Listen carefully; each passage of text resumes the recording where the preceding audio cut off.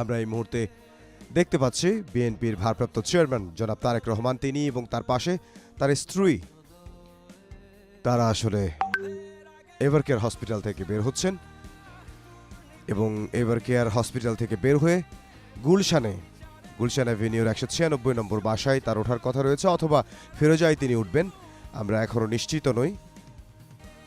হযরত শাহজালাল আন্তর্জাতিক বিমানবন্দর থেকে সেই বাসে উঠছেন তার স্ত্রী ডক্টর জুবাইদা রহমান এবং তার ছোট ভাইয়ের স্ত্রী শামিলা রহমান।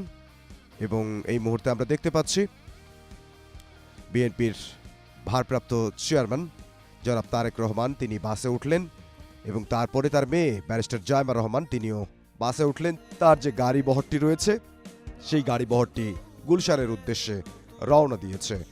আমরা রাস্তার দুপাশে দেখেছি অসংখ্য মানুষ তারা এসে উপস্থিত হয়েছে এবং দুপাশে এখনো তারা অবস্থান করছেন।